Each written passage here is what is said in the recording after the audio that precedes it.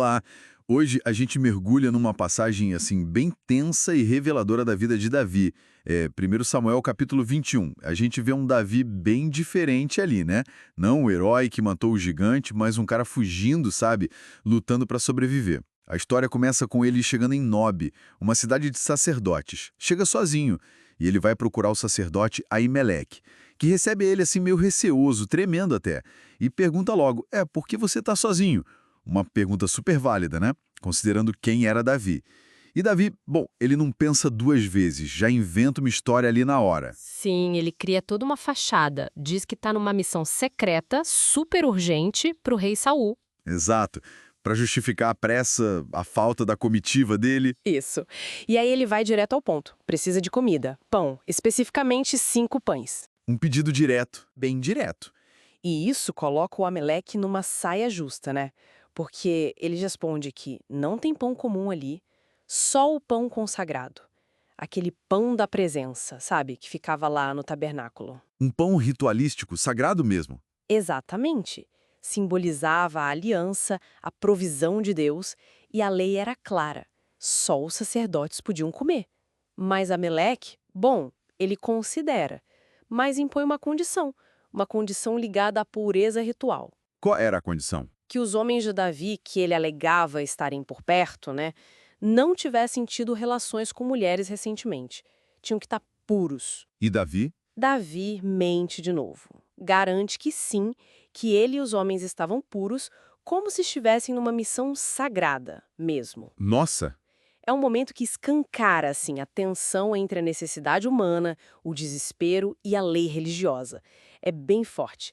E para piorar tudo, tinha alguém observando. Uma figura sinistra ali. Doeg o Edomita. Que Davi pediu, né? Não. Ele percebe que está desarmado e, usando a mesma desculpa da pressa da missão real, Pediu uma arma. pede uma arma. E a resposta de Ameleque é, nossa, carregada de simbolismo. O que lhe oferece? Ameleque diz que a única arma importante que ele tem ali é a espada de Golias. A espada de Golias, o gigante que o próprio Davi matou. Essa mesma.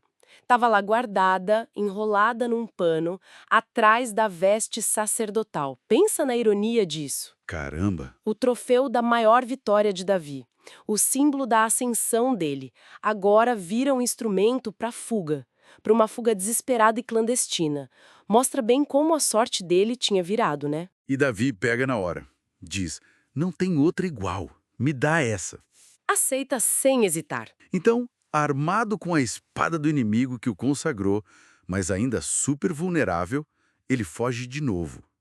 E o destino é ainda mais surpreendente. É mesmo? Para onde ele vai? Para Gate, uma cidade filisteia. Ele busca refúgio justamente no território inimigo com o rei Aquis. Uma jogada de altíssimo risco. Muito arriscada. Com certeza.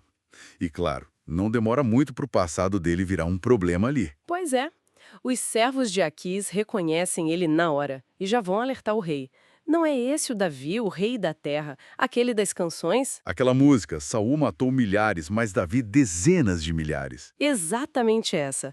A fama que antes era proteção, agora era uma sentença de morte ali, no meio dos inimigos.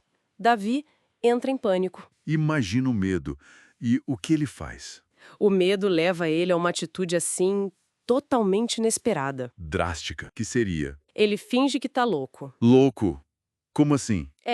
Uma performance mesmo. Começa a fazer riscos nas portas da cidade, deixa a saliva escorrer pela barba, age como um demente. Que contraste, hein? Com a imagem do guerreiro do futuro rei. Um contraste chocante. Ele se rebaixa completamente para sobreviver.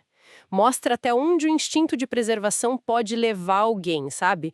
Borrando totalmente o que se espera de um herói, de um líder. Ele abre mão da identidade pública dele para escapar. E funciona. Funciona. Por mais humilhante que tenha sido, a estratégia dá certo. O rei Aquis fica irritado com os servos dele, Irritado por quê? por terem levado um louco para a presença dele. Ele pergunta quase com desprezo: por acaso me faltam doidos aqui para vocês me trazerem esse sujeito, para fazer maluquice na minha frente? Esse cara vai entrar na minha casa. E aí? E aí ele manda Davi embora, expulso da cidade, mas vivo. Escapou por pouco. Uau! Que episódio!